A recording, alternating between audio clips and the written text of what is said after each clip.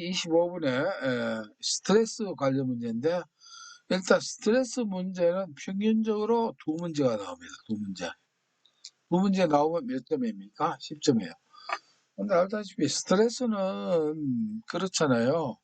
여러분들하고 멀리 떨어져 있는 그런 내용이 아니죠. 다 스트레스 받잖아요. 그 강도의 차이가 있다 뿐이지.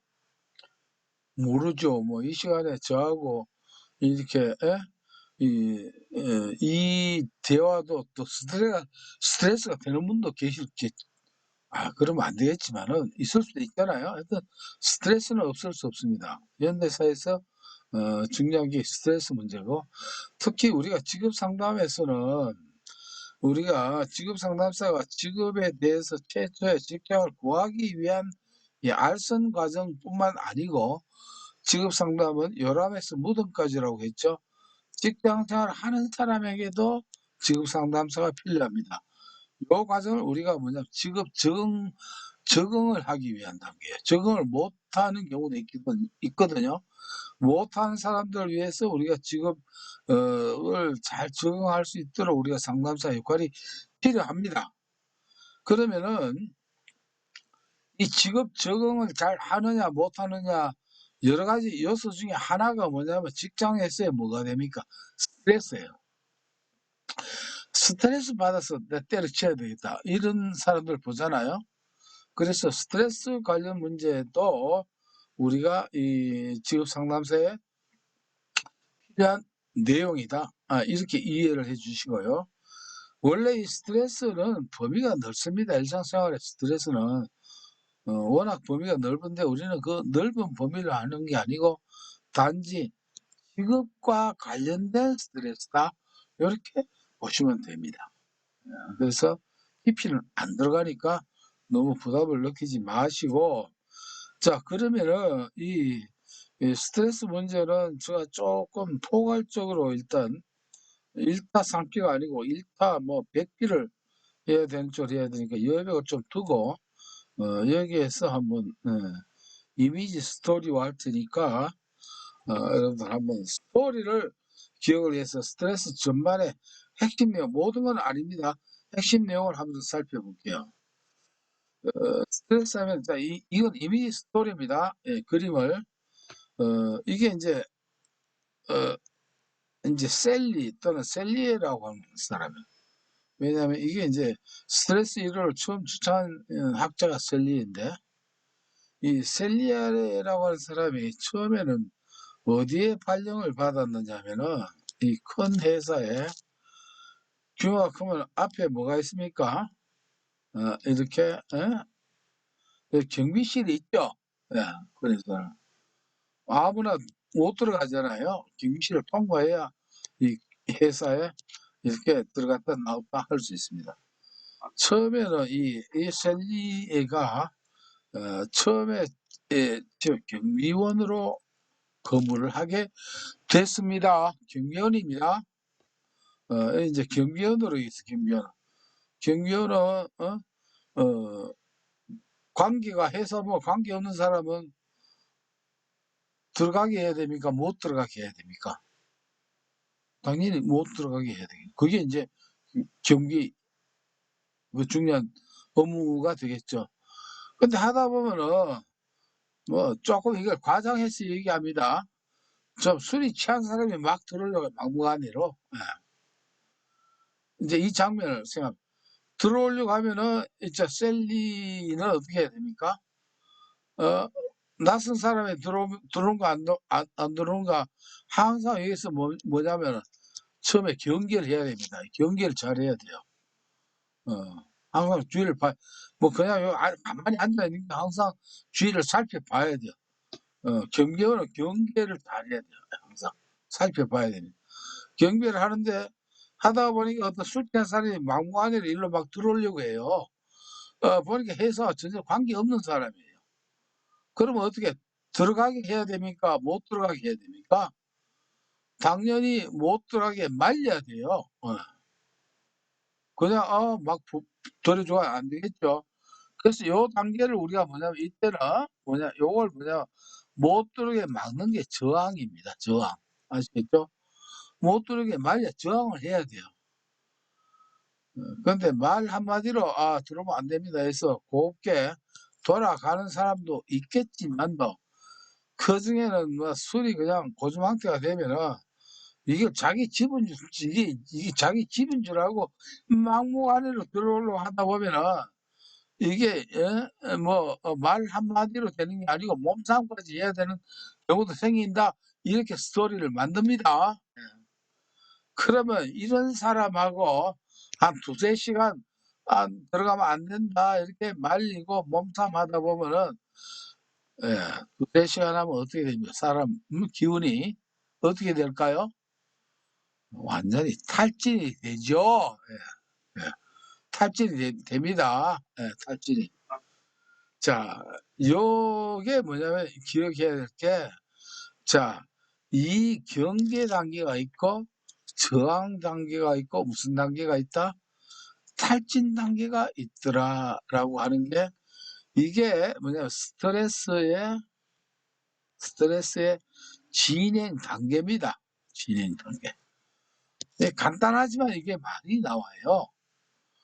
그래서 스트레스 진행 단계 하면은 처음엔 경계를 했다가 그다음에 술 취한 사람 생각하고 저항을 했다가 두세 시간, 서너 시간 하다 보면 뭐가 됩니까?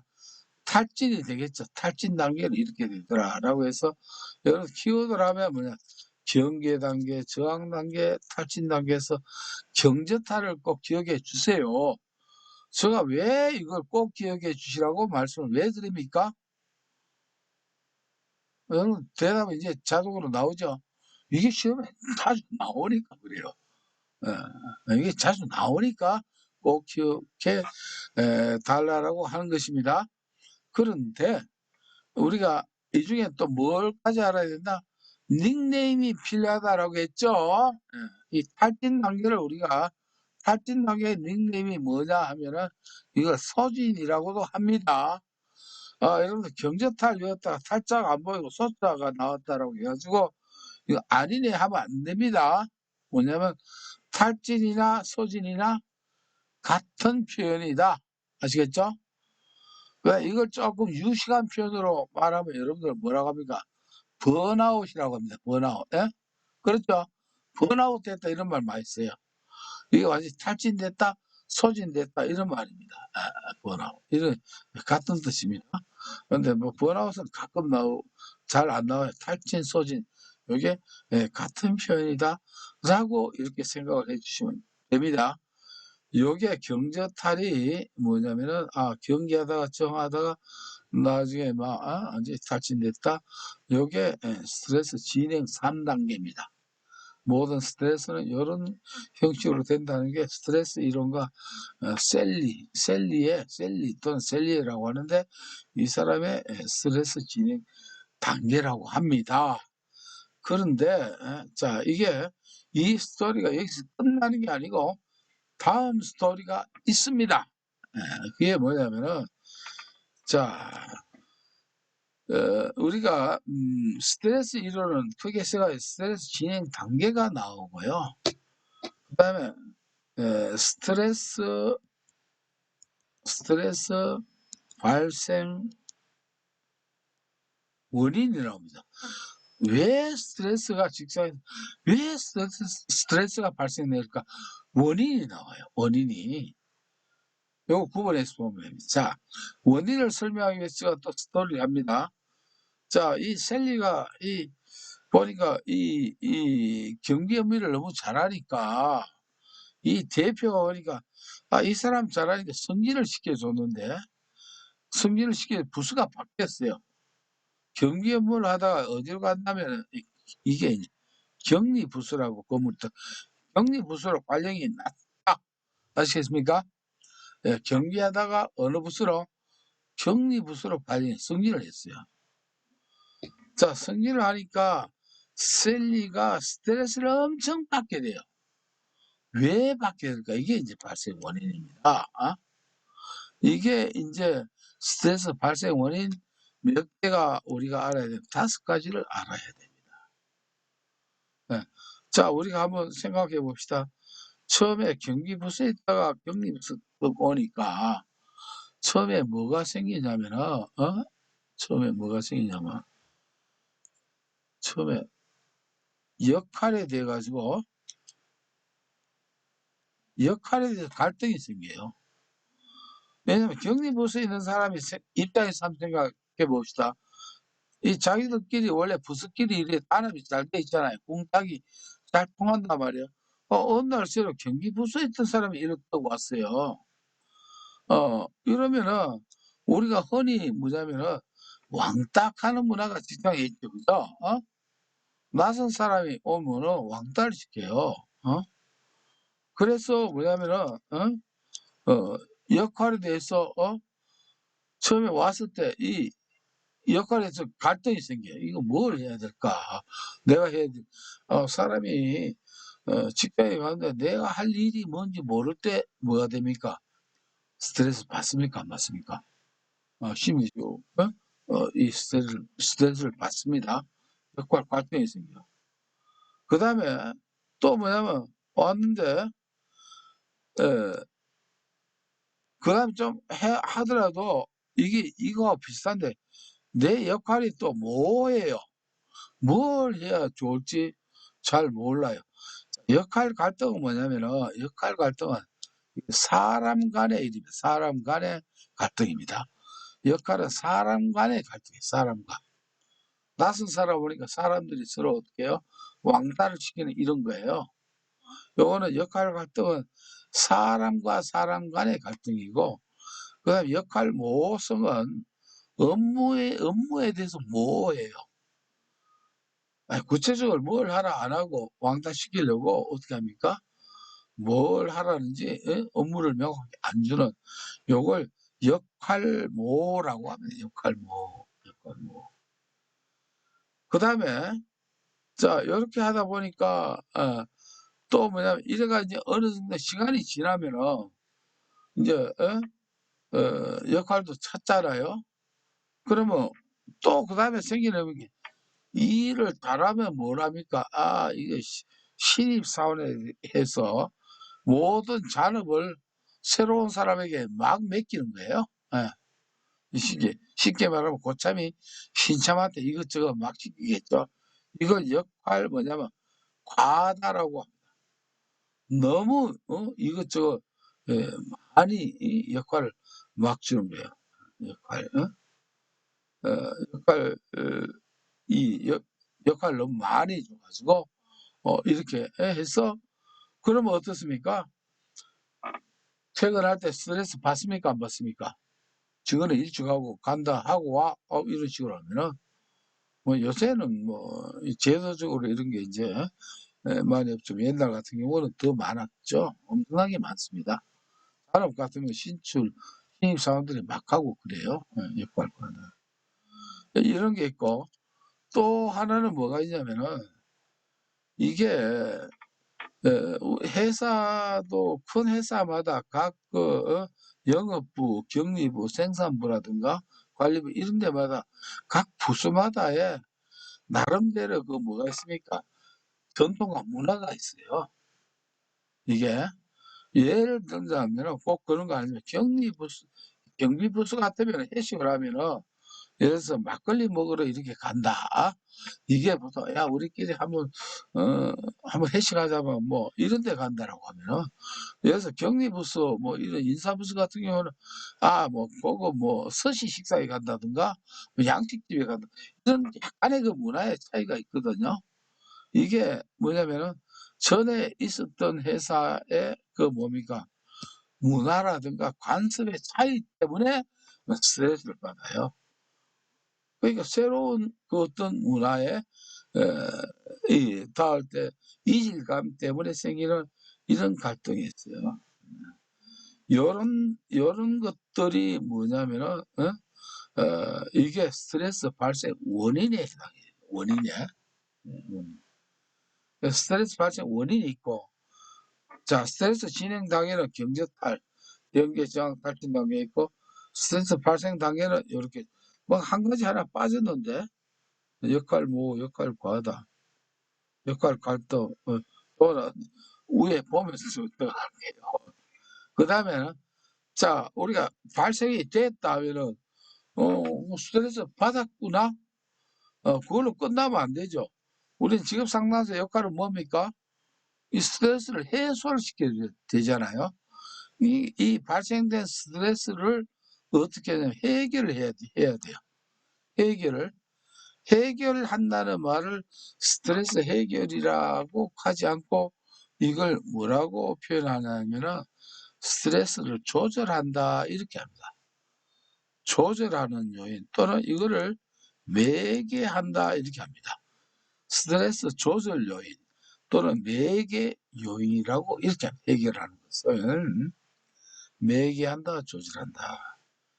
자, 이걸 스트레스를 받았을 때 매개를 조절하는 방법은 뭐가 있냐면은 매개를 조절하는 진짜 내적으로 뭐냐면은 조절하고 매개하는 게 있고 외적으로 이렇게 하는 게 내적이냐 외적이냐 이 차이가 있습니다. 그러니까 조절하는 단계는 조절하거나 매개하는 것은 내적 외적 두 가지가 있더라. 이렇게 봅니다.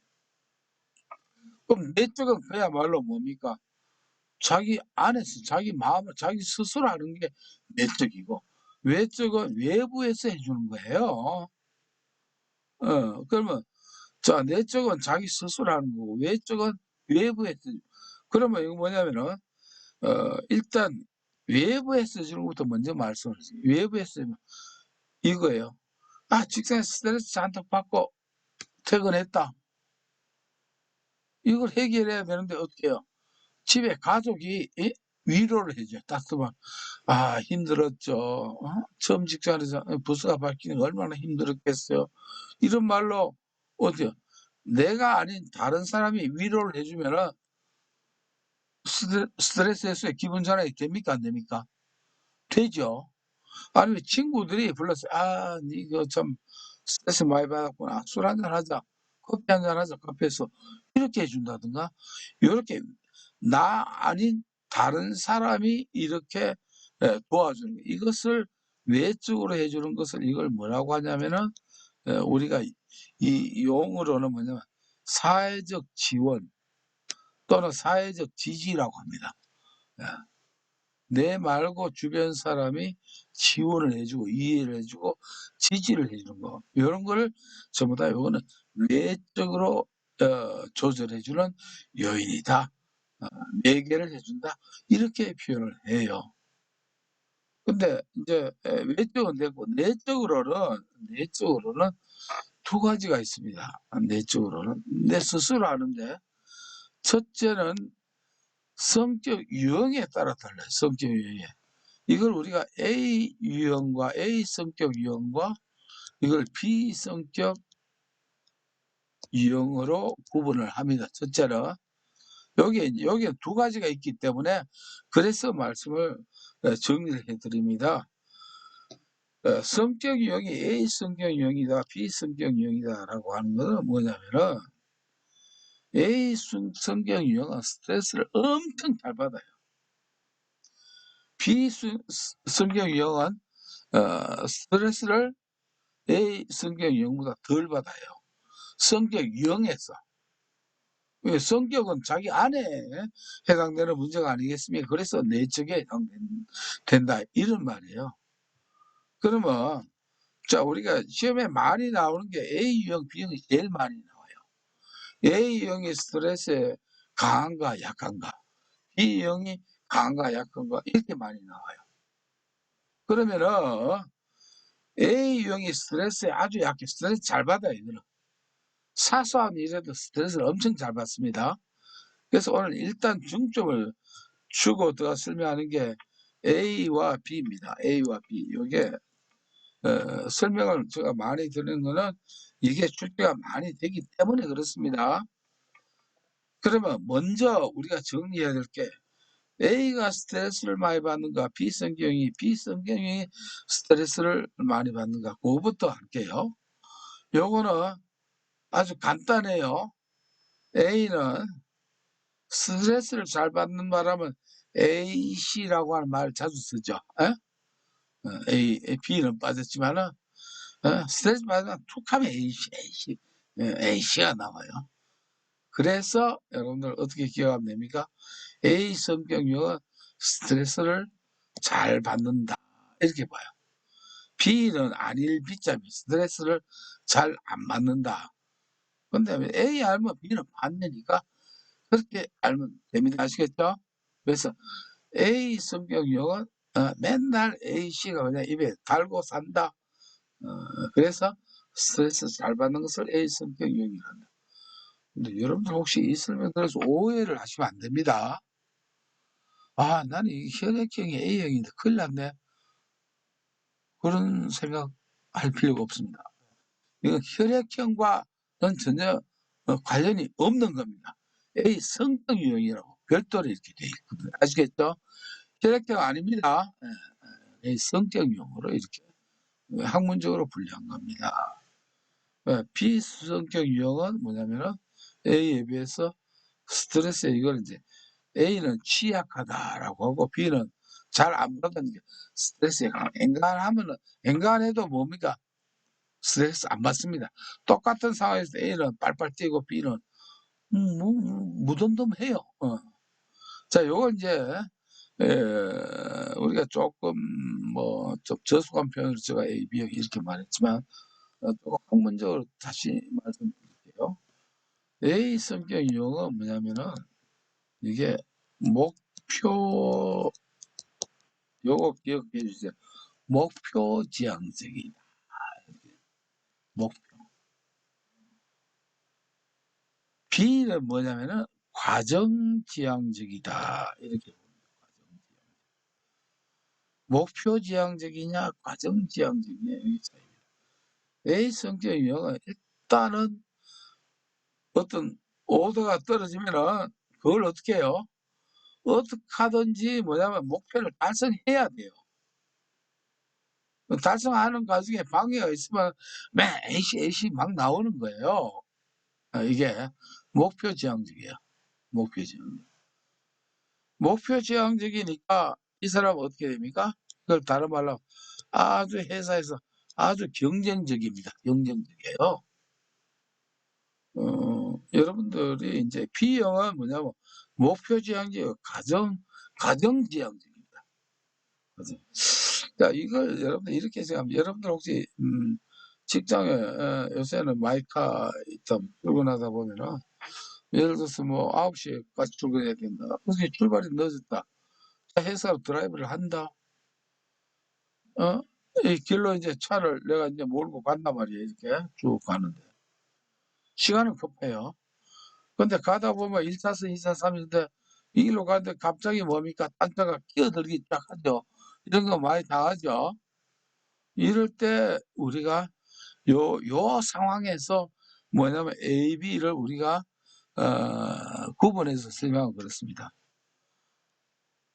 A 성격이 일로 자기 차선을 가다가 뛰어들죠. 당장 A가 막 쏟아집니다.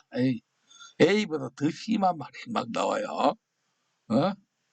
지옥 가랄 말까지 나오고 막 그래. 이 차를 보고, 급하면 앞에 세워놓고 막 싸움도 할 거예요. 싸움. 왜? 빨리 9시까지 가야 돼. 이것 때문에 방해받으니까 어떡합니까? 9시까지 가야 된다는, 출근해야 된다는 거. 이 목표가 우선이고, 여기에 방해되는 게 있으면 무조건 스트레스예요. 욕은 뭐 A이라 그보다 더한 게 막 나와버려요. 어, 제가 이게 공개 주임이다 보니까 표현을 안 해도 여러분들 아실 거야. 어떤 표현이 나올까? 막 나와버려요. 막 나옵니다. 이게 이제 A. 왜? 9시까지 가야 된다. 이게 이제 딱 꼽혀 있습니다. 비성격 유형은 어떠냐? 이제 가다가, 비록 9시에 가야 되는데 지금 가봐보니까 지금 속도로 가가지고 9시에 못 가거든요. 그래도 별로 걱정 안 해요. 뭐, 교통이 이래, 밀리니까 어쩔 수 없다. 그러면서 뭐냐면은, 이 사람은 가다가 신호가 정체돼가 밀려있죠. 좌우에 길거리 구경 나면서 좌우로. 저거 새로운 식당이 하나, 맛집이 생겼네? 이거 봅니다. 아, 우리 주말에 우리 가족끼리 쪄서 한번 회식해야 되겠네. 이것까지 생각해요. 9시 그게 중요시 안 합니다. 어차피 뭐, 밀려서 뭐가 가는 도중에 주변에 구경까지 이 과정을 즐겨요. 운전하는 과정을. 그러다가 누가 이렇게 끼어들기를 했다. 이러면 A처럼 크게 뭐 A 막 안 나옵니다. A씨가 나오는 게 아니고, 야, 너보다 더 바쁜 사람이 있나? 이래요. 내보다 더 바쁘니까 저러는구나. 크게 스트레스를 받는다, 안 받는다? 똑같은 상황에도 스트레스를 덜 받습니다. 뭐, 안 받는다. 이거, 따라가지고 얘도 덜 받는다. 이렇게 뭐. 그러니까, 과정을 즐깁니다. 이게 A와 B의 차이입니다. 이건 목표 지향적, 경쟁적이고, 이건 뭡니까? B는 하나의 화합적. 이게 이제 차이가 있죠. 차이점이에요. 그래서 A, B의 이런 성격이 있어요. 근데 제가 이걸 얘기할 때마다 제가 말씀드리는 게 여러분한테 묻고 싶습니다. A 성격형이 좋다고 생각하는 사람은 손을 드시고 B 성격형이 좋다고 생각하는 사람은 손을 안 드시라. 이렇게 한번 표현해 볼까요? 이게 이러면 손 안 들 사람이 많지. O와 X라면 A 성격이 좋을까요? 나쁠까요? O 같으면 B가 좋다면 X. A가 그냥 A가 좋으면 O를 해주시고 B가 좋다고 생각하면 X를 해주시고 여러분 그냥 틀려서 좋으니까 그냥 표현 한번 해주실래요? X, B가 좋다. A가 좋다. 예, 여러분들 이제 됐습니다. 여러분들 손 들고 안 들고 제가 거기에 관심을 두는 건 아니고요. 뭐냐면은 여러분들 아셔야 될 게 우리가 상담사의 직업 상담사를 따라서 상담의 어떤 그걸 제가 생각이 나서 말씀드리거든요. A 성격이다, B 성격이다. 이거는 좋다, 나쁘다로 표현할 문제는 아니다. 이렇게 생각합니다. 좋다, 나쁘다가 이거는 하나의 개인의 그 문제지. 이게 A가 좋다, 나쁘다, B가 좋다, 나쁘다 이런 쪽으로는 우리가 접근할 필요가 하등 없다. 이겁니다. 왜 그러냐면은 여러분들 만약에 만약에 여러분들이 오나라고 합시다. 전부 다 A 성격이 B 성격이 좋다고 해서 B 성격 모든 100명의 사원이 전부 다 B 성격인 것 같으면 이 회사 망합니다. 아시겠죠? 이걸 뭐 수주해가지고 맨날까지 생산에 신경을 안 써요. 이 회사 워낙 쉽게 하면 속에 천불납니다. 아시겠죠? 예. 그렇다고 전부 다 A만 있으면 이것도 전부 다 품질 불량 나오고 나중에 매출해놓고 나서 ASB가 더 나옵니다. 아시겠죠? 예. 이 말은 뭘 제가 말씀드리냐면은 자, A도 있어야 되고 회사가 제대로 되려면 뭐도 있어야 됩니까? B도 있어야 같이 있어야 회사가 삽니다. A만 있어도 안 되고 B만 있으면 회사 어제 뭐 하여튼 망해요.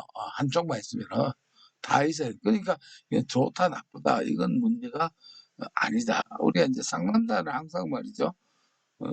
저는 이제 개인적으로 또 상담사를 운영하고 있기 때문에 말씀드립니다만은 항상 성격은 좋다 나쁘다로 이렇게 판단하는 접근 자체를 우리가 바꿀 필요가 있습니다.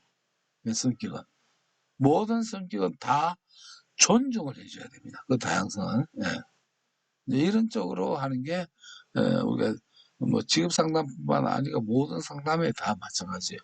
이것을 호불호로 나누거나 좋다 나쁘다 이렇게 접근하는 건 이거는 우리가 판단까지 상담사는 그런 역할에서 보다 더 넓게 이제 봐야 된다. 참고를 해주시고요. 자, 다시 이제 시험 문제 나오는 걸로 되돌아가겠습니다. 그래서 이 목표정적 A는 시험에 뭐가 나오면 여러분들 심장병 혈압 높은 사람의 A값이 이거는 이제 분명해요. A가 혈압이 높을까요? B가 혈압이 높을까요? 당연히 A가 높습니다. 아시겠죠? 혈압이 높고 고혈압, 심장병 이런 데 취약한, 이건 우리가 순환계통의 질병에 취약한 사람은 A다. 이것까지 같이, 왜? 이게 시험에 나오니까 그래서 그래요. 그래서 A는 순환성 질환, 심장병, 혈압이라든가 여기에 왜 맨날 AC 할 때마다 막 올라가거든요. 그래서 이제 이런 게 있습니다. 그래서 우리가 성격 유형으로 볼 때 A와 B로 나누고, 자, 우리가 내적은 두 가지가 있다라고 했죠. 한 가지는 뭐냐면은, 자, 내적은 성격 유형으로 구분되고, 그 다음에 이걸 이제 뭐 자꾸 이제 심리학 용어를 통제 소재로 또 분류를 합니다. 통제 소재는 뭐냐면은 내 탓이냐 남 탓이냐 이겁니다. 어떤 문제가 생겼을 때 내 잘못 때문에 그렇다라고 하는 사람은 아까 말한 B형과 유사합니다. 아시겠죠? 뭐가 있을 때 자신을 성찰한 둘이. 맨날 남 탓하는 건 이거 뭡니까? A와 같습니다. 이거는 뭔가 자꾸 남의 탓을 돌리는 거예요. 뭐 잘못됐을 때. 요런 게, 요걸 뭐냐면 통제 소재를 내적 통제 소재냐, 외적 통제 소재냐, 요렇게 내외로 구분합니다. 내는 B형에 가까워요. 그러니까 스트레스에 강합니다. 근데 외적 남 탓하는 사람은 A에 가까워요. A형과 같아요. 맨날 남 탓하니까 스트레스에 취약하다 이런 뜻입니다. 그 다음에 이제 이래서 우리가 스트레스 진행 단계 경비부서에 있었다 셀리가, 그 다음에 스트레스 발생 원인은 뭐가 있다? 경비부서에서 격리부서로 와서 여러 가지 갈등, 모호, 뭐 왕따, 갈등 이런 게 있다. 있었고, 그 다음에 이제 이걸 해결하는 원인에서는 크게 내가 있고 외가 있는데, 내는 A, B 성격 유형이 있고, 그 다음에 내 탓이냐 남 탓이냐, 내적이냐 외적이냐 이렇게 되고, 그 다음에 외적은 뭐냐면 사회적 지원이라고 했죠. 딴 사람들이 나를 어떻게 위로해 주느냐에 따라서 우리는 스트레스를 해결할 수 있다. 근데 스트레스 잔뜩 받고 왔는데 가족도 위로도 안 해주고 친구도 뭐 내몰라라고 뭔가 이렇게 뭐 털어놓을 데가 없으면 이 사람은 스트레스 해결이 잘 안 되고 누적이 되죠. 이게 어느 정도 누적이 되면 그 직장에 적응을 못하고 결국 사표 내고 딴 데로 간다는 것이에요. 이런 문제가 있겠죠. 그다음에 이제 마지막으로 하나를 생각해야 될 게 뭐냐면은 스트레스와 업무 수행 능력과의 관계입니다. 관계예요. 자, 요거 잘 좀 우리가 기억해야 됩니다. 스트레스가 적으면은 업무 수행 능력이 올라간다. 스트레스가 많으면은 업무 수행 능력이 올라간다. 요게 1번이다, 2번이다. 이렇게 하면 1번일까, 2번일까요?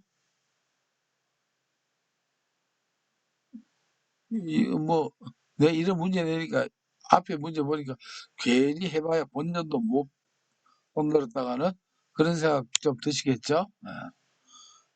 요렇게 묻는 요거는 1번도 틀렸고 2번도 틀렸습니다. 요 관계를 제가 정리를 해 드려야 돼요. 왜 정리해요? 역시 출제가 되니까 그렇습니다. 이어배기 좀 할게요.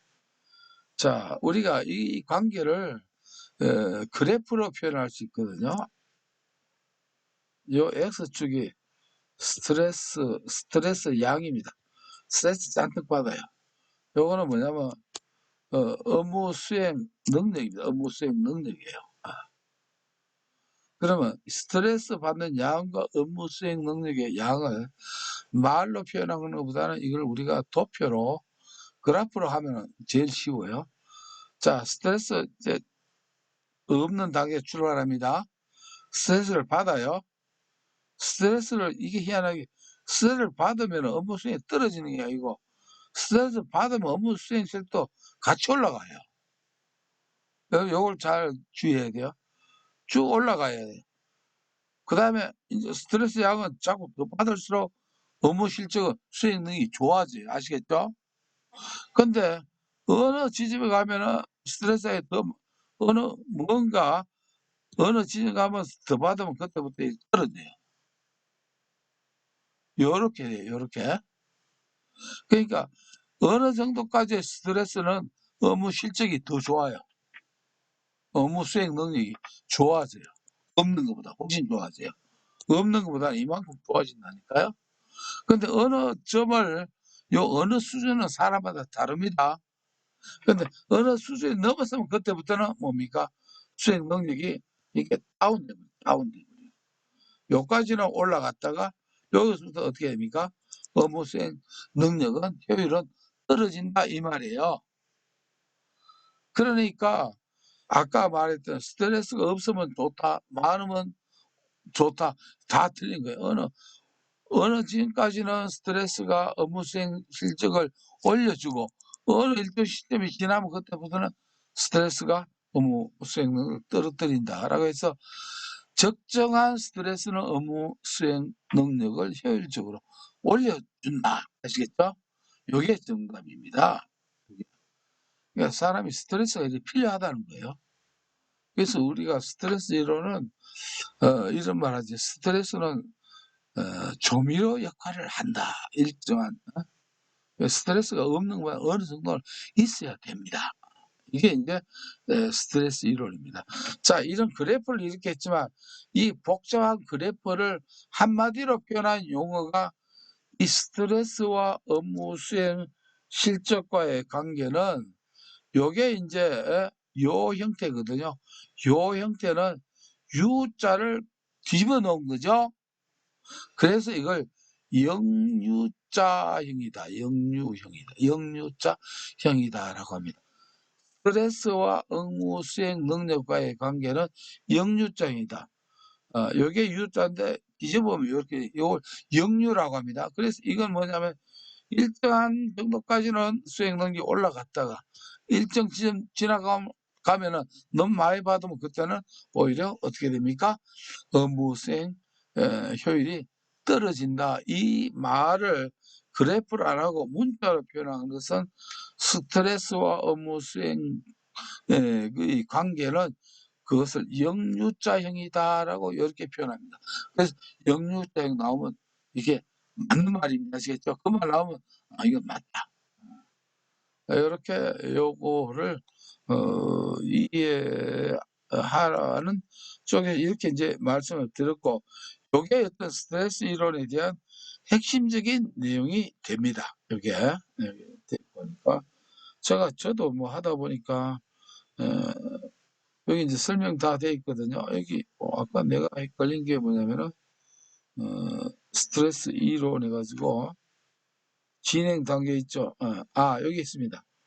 역할 갈등이 있고 무엇은 역할 과대인 과제 특성 요걸 제가 빠져버렸네. 과제 특성. 왜냐하면은 격리부서 하는 일은 뭐 나가서 보트만 쓰면 되는데 이게 전혀 다르죠. 그냥 격리부서 와가지고 여기 와서 뭐 문지기 하는 건 아니잖아요. 그죠? 과제가 다르니까 새로운 업무를 맡게 되니까 뭐가 생깁니까? 그게 스트레스 됩니다. 여러분들 새로운 일 맡으면은 물론 뭐 호기심도 있을 수 있지만 일단 스트레스가 됩니다. 이게 그래서 과제 특성, 역할 갈등, 역할이 모호하고 역할이 너무 과하다 해도 또는 과하다도 했지만 아예 일을 안 줘도 이게 스트레스 받습니다. 그죠? 멀쩡하니 8시간 회사에 있어 보십시오. 처음엔 편한가 하지만 나중에 지나면 불안도 되고 스트레스 받습니다. 그다음에 조직 아까 문화에 풍독하는 게 어때요? 뭐 회식을 가지고 예를 들어서 들자면은 이렇게 풍토가 각 부서마다 다르다. 그리고 스트레스 이제 조절 변이해 가지고 내적으로는 A, B 성격 유형이 있고 통제 위치를 우리가 위치하는 건 소재라고 하는 말과 같습니다. 내적 통제 남 탓, 내 탓이 있고 외적으로는 그게 뭡니까? 사회적 속성에 사회적 뭐냐면 지원해 준다. 그다음에 요거는 워낙 자주 나오니까 요 맞는 답안 요렇게 해 주세요. 일정 시점 이후에 스트레스 수준이 증가하면 수행 실적 오히려 일정 수준까지 올렸다가 너무 증가하면은 오히려 감소되는 역류형 관계가 요거는 맞는 답안입니다. 예, 자주 나오는 표현이니까 정오답을 기억해 주시고 그다음에 요거는 일단은 답을 이게 이 17 OHCS라는 당류 부신 피질 호르몬은 스트레스의 생리적 기표가 아니고 죄송합니다. 지표로서 매우 중요하게 사용. 요 두 가지 표현은 맞는 표현이다. 이렇게 생각을 해주시면 됩니다. 요걸 우리가 호르몬에 대해서 또 설명하면 길어지니까 호르몬에서 나오는 요것뿐이니까 이렇게 하고 나머지 세상은 더 문제를 풀면서 익히면 되거든요. 이거는 말이죠. 하여튼 10점을 이 내용은 보장받는 내용입니다. 그래서 꽤 장시간 이야기했지만은 그만한 가치가 있기 때문에 스트레스 이론을 모든 걸 요점은 이렇게 중요한 걸 이렇게 했고 그럼 이제 문제를 한번 볼게요. 자, 셀리아가 제시한 스트레스 반응 단계를 순서대로 이건 순서대로 바르게 나열한 거 여기 돼 있죠. 자, 반응 단계 순서 하면은 경비할 때는 경계하다가 뭐 합니까? 그다음에 술 먹은 사람 생각하세요. 못 든다, 말린다, 저항하다가 나중에 기진맥진되죠. 탈진 또는 소진되니까 답은 나오죠. 처음에는 뭡니까? 경계나 경고나 같습니다. 경저 탈 대신 뭐와 같다? 탈진이나 소진이나 같다. 이렇게 하면은 앞으로 여러 문제 자주 나옵니다. 요거 이해하면은 그냥 5점을 그냥 여러분 시험장에서 바구니에 주스만 넣으면 됩니다. 이렇게 해서 이런 건 놓치면 안 된다. 복잡한 이론은 틀리더라도 이런 거는 놓치지 않는 게 항상 제가 말씀드렸지만 합격의 비결이다. 쉬운 거. 이렇게 해서 스트레스 문제 이렇게 했습니다. 이렇게 하면 앞으로 스트레스 문제는 쉽게 넘어가거든요. 자, 다음 문제를 한번 볼게요. 20일 사회 인지적 관점의 진로 이론의 또 띄어쓰기가 이렇게 잘못된 세 가지 중심적인 변인이 아니겠어 했습니다. 요건데 보자. 요게 18분이라 좋습니다. 12분 만에 마무리를 하도록 해볼게요. 자, 요 사회적 인지적 관점의 진로 이론 이게 이제 우리가 사회 학습 이론이라고 하는 사회 학습. 대표적인 학자는 여러분들 사회복지사라든가 청소년 상담사 관계 혹시 있다면 이 이름은 많이 들어봤을 거예요. 반두라라고 하는 학자가 있습니다. 사회학습으로. 이 들어보시면 있나요? 반두라. 반두라. 자, 반두라예요. 이게 사회 인지적 관점의 진로 이론에서 SCCT라고도 이렇게 합니다. 자, 반두라에 대해서 이게 또 문제가 나와요. 이렇게 박수로 된 거는 자주 나오는 문제고, 이게 또 실기에도 나오기 때문에 말씀드립니다. 자, 반두라에 대한 이론을 설명하면은 힌트가 모든 힌트는 어디에서 반두라라고 하는 이름에서 있습니다. 왜 여기 이름에 있느냐 하면 자, 우리가 한글 할 때는 반두라지만 영어로 쓰면은 어떻게 되냐면은 실제 그대로예요. 억지로 맞춘 게 아니고.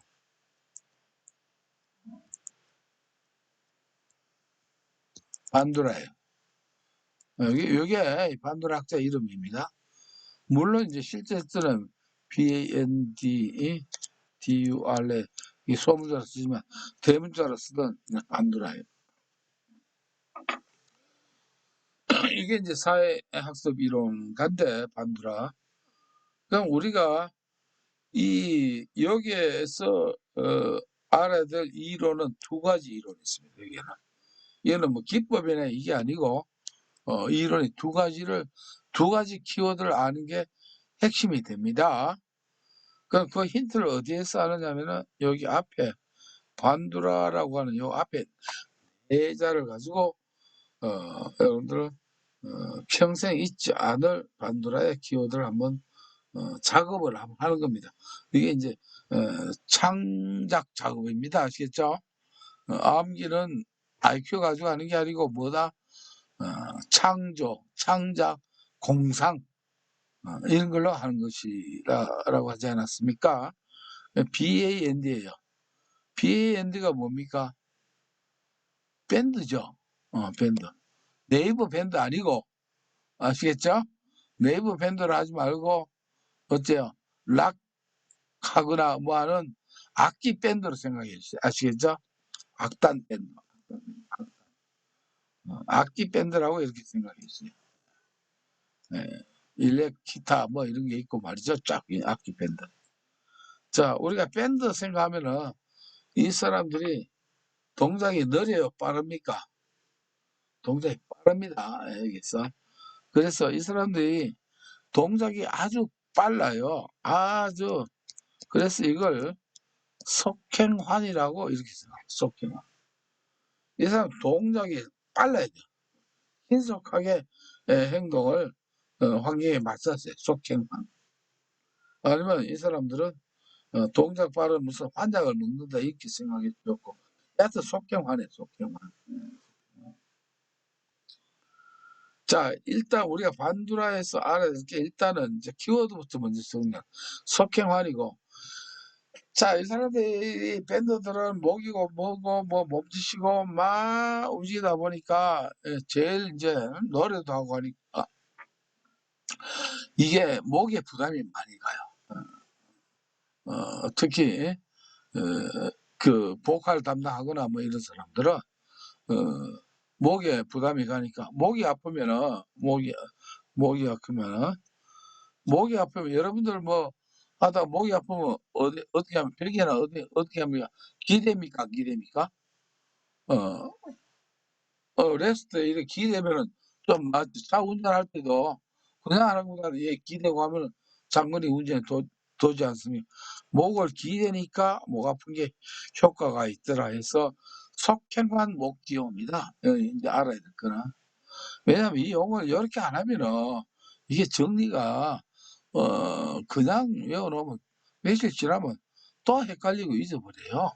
그래서 속행환 목기호입니다. 요거를 일단은 하고 속행환은 무엇이고 목표가 이 이론적으로 요거는 여러분들이 이해를 해야 되기 때문에 제가 설명을 드린 거예요. 뭐 단순히 외우라는 거 하는 게 아니고 일단 요거는 그래도 최소한의 이해는 필요하기 때문에 설명을 드릴게요. 자, 우리가 여기에서 보면은 변인이 있고 다시 말하면 우리가 결정 요인이 있고 반대로 결정 요인이 있고 뭐냐면 변인이 있습니다. 변인. 자, 반두라는 어떤 청소년이 우리가 사회학습 진로를 선택하는 데 있어서 일단은 결정하는 요인이 있다라고 했어요. 결정하는 요인이 있어요.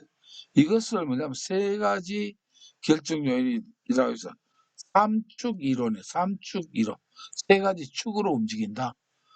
삼축 이론이라고 해서 이걸 결정 요인이라고도 하고 이걸 다시 말해 이건 조금 이게 좀 복잡하지만 일단 듣고 인과 세 가지 인과론이라고 합니다. 일단 결정 요인 인과 이게 세 가지이기 때문에 세 가지 축이다. 여기에 뭐냐면 속행환이다 이 말이에요. 자, 이 속행환이 우리가 수레바퀴에 이렇게 축처럼 이렇게 돼 있어요. 축처럼. 세 가지 축으로 이렇게 돼 있어요. 이게 돼서 뭐냐면 굴러가죠. 굴러가는 뭐가 되냐면 하나의 결정 요인이 된다 이런 뜻이에요. 실제로 이 반도라의 사회학습 이론을 사실 한 12분 만에 정리할 수 있는 내용은 아니거든요. 근데 저는 여기서 핵심만 뽑아 가지고 최대한 빨리 일단은 정리하고 넘어가는 겁니다. 그러면 사람은 모든 사람이 진로를 선택하는 데 있어 가지고 세 가지가 일단 기본 결정 요인이 돼요. 일단 속은 개인의 속성이에요. 개인의 속성. 내적인 어떤 성격 이런 게 있어요. 이게 있고 그다음에 아무리 좋은 속성이 있더라도 그 사람이 행동을 하지 않으면은 그 사람의 진로는 결정 안 된다. 머릿속으로 아무리 생각해 봐도 진로를 결정하고 있는 게 아니고 어떻게 행동을 해야 된다. 행동을 강조하는 거예요. 개인의 특성, 속성과 행동. 그다음에 내가 아무리 좋은 속성과 행동을 가지고 있다 하더라도 여러분들 금수저, 흙수저 이런 말 있죠? 환경이 배경이 백그라운드가 받쳐줘야 된다. 이거 무시 못한다 이 말이에요. 이 세 가지가 쉽게 말하면 운명의 하나의 결정적인 중요한 세 가지 요인이다. 결정 요인이라고 한다 이 말이에요. 예. 이게 세 가지가 중요하다. 개인의 속은 속성, 특성 이런 거요. 뭐 그게 선천적이든 후천적이든 간에 그다음에 아무래도 행동을 하지 안 하면 안 된다. 아무리 행동을 하더라도 환경이 뒷받침돼야 된다는 거예요. 아무리 예를 들어서 음악적인 속성이 강하고 아무리 행동으로 열심히 레슨 받고 하더라도 그걸 어떻게 해요? 펼칠 환경을 혜택을 못 받으면은 뭐 발표하거나 연주할 기회를 얻지 못하면 어떡합니까? 그 음악가로서 성공을 못한다 이런 뜻이라 이 말이에요. 뭐 간단하게. 그래서 속행관이 이렇게 이걸 결정 요인이라고 하고 이걸 인과론이라고도 합니다. 그런데 이 기본에서 이건 기본인데 이것에 대한 뭐냐면 변인이 있습니다. 똑같이 있더라도 똑같은 조건에서 이게 더 잘 될 수도 있고 못 될 수도 있고 하는 변인이라고 합니다. 이게 변수가 돼요. 어떤 변수냐? 그 변수가 목기효라고 하는 것은 자 똑같은 이런 사람이라도 이런 똑같은 걸 A, B 두 사람이 있습니다.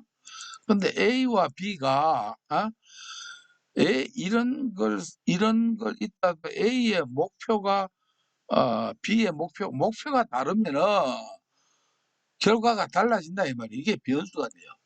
그러니까 사람은 뭐 목표 의식을 도대체 가지느냐 안 가지느냐 어떤 목표를 두고 하느냐에 따라서 기본 이 가지를 가지고 나타나는 결과는 달라진다 하는 게 이게 변인이라고 합니다. 이걸 매개 변인이라고 해요. 그러니까 우리가 항상 목표 의식을 가져야 된다. 이게 목표가 있는 사람과 없는 사람은 어떻습니까? 하루 일과 행동 자체가 달라져요. 똑같은 하더라도. 이게 인제 변인이에요. 그다음에 기는 뭐냐면 기대입니다. 기대라고 하는 것은 내가 이걸 함으로 말미암아 어떻게 잘 될 것이다 기대하는 사람과 내가 이렇게 해 봐야 허당이다 이렇게 기대하는 사람과는 또 뭡니까? 역시 뭐냐면 달라진다. 똑같은 이거라도 뭐냐면 이것 가지고 더 잘 될 수도 있고 못 될 수도 있다 하는 이게 매개 변수가 된다 이 말이에요. 변화 요인. 이게 바로 뭐냐면 기대감을 그래서 우리가 기대를 가진 사람과 기대를 안 한 사람과는 결과가 달라진다는 것이고 세 번째는 효는 뭐냐면은 효는 이게 효능감인데 이걸 자기 효능감이라고 합니다. 사실은 반도라의 사회학습 이론에서는 가장 중요시하는 게 자기 효능감이에요 원래는. 근데 우리가 두 가지로 분리를 할 때는 바로 속행함과 목표로 이렇게 구분이 되는데 자기 효능감은 의미가 뭐냐면은 이게 어렵게 생각하지만 이 말 그대로 자기가 내가 효능이 있는 존재라고 내가 감을 잡고 있는 거예요. 그러니까 아무리 좋은 재능을 가지고 있다 하더라도 내가 이게 잘할 수 있다 효능감, 자기 스스로 긍정적인 사고를 가지느냐 안 가지느냐에 따라 가지고 결과가 달라진다. 이 세 가지가 변이 된다는 거예요. 자, 목표 의식이 있느냐 없느냐, 그 사람이 결과에 대한 기대를 확신하고 있느냐 안 하고 있느냐, 또 일을 하는 것에 내가 그걸 할 수 있다는 자신감을 가지고 있느냐 없느냐에 따라서 뭐가 된다? 이게 변수가 돼서 작용하는 게, 이것이 바로 뭐냐면은 우리가 반드라의 진로에 대해서 뭐냐면은 이 사회학습 이론이 되는데, 그중에서 지금은 왜 이걸 설명을 드리냐면 지금 이 질문이 변인을 묻는가 아니면 이 결정력 인과적을 묻는가, 이걸 구분해야 돼요. 안 그러면 이 답을 찾을 수가 없어요. 그런데 지금 묻는 게 뭡니까? 뭘 물어요? 변인을 묻죠. 자, 결정 요인을 물으면은 속행환을 찾아야 됩니다. 딱 답을 보고 아시겠죠? 앞으로 이제 속행환 나옵니다. 그때는 뭐냐면 결정 요인이에요. 결정 요인. 근데 지금은 변이를 하니까 이때는 뭐가 나와야 된다? 목이 요관, 목을, 아이고, 동작을 많이 했다. 목이 아파. 아이고, 목을 기대야 되겠지? 목표를 생각해야 돼요. 요렇게 이 답이 쉽게 나옵니다. 따라서 이게 이렇게 접근 안 하면은요, 답만 외워가지고도 이게 뭐, 그렇게 외워가지고는 나중에 보면 또 풀어야 되고, 그렇게 돼요. 근데 요 간단하게 방향을 지금, 정해 드린 거거든. 그럼 목기호를 한번 찾아봅시다. 자, 주신이 변인 세 가지는 항상 세 가지 있는 거는 출제가 되기 좋아요. 딴 거 하나만 섞어 놓으면 문제가 사지선다면 딱 바로 문제가 만들어지잖아요. 여러분들이 지금 출제가지라 하더라도 세 가지 나와 있는 거는 참 출제하기 좋아요. 약간 비슷하게 하나만 집어넣으면은 문제 내기 쉽죠. 그럼 목표 생각하면 돼요. 자, 개인적 목 나왔죠. 목표. 그다음에 뭐가 나오면 결과에 대한 기가 나와야 돼요. 기대 나와야 되겠죠. 그다음에 내가 잘할 수 있어 하는 자기 뭐가 나와야 됩니까? 효능감 나와야 되죠. 그래서 목표를 하면 답이 딱 나와요. 그러면 자기 보고 너는 아니야. 너는 아니야. 목표 목표지 너는 여기에 끼일 수가 없어. 이런 식으로 답을 찾을 수 있고요. 반대로 앞으로 뒤에 보다 보면은 결정 요인 나오는 게 나와요. 그때 또 한 번 또 이걸 복습할 겁니다. 그때는 뭐라고요? 그때 속행환이 나와야 됩니다. 아시겠죠? 이걸 구분을 못하면은 이 문제가 이거를 답을 찾기 어렵습니다. 그래서 안두락 하면은 밴드 생각하시고 일단 동력이 빨라야 된다. 속행환. 그다음에 뭡니까? 아이고 목 아파 목 기호. 요렇게 해서 위에 거는 결정력, 뒤에 거는 뭐냐면 변인이다. 요렇게 하면 됩니다.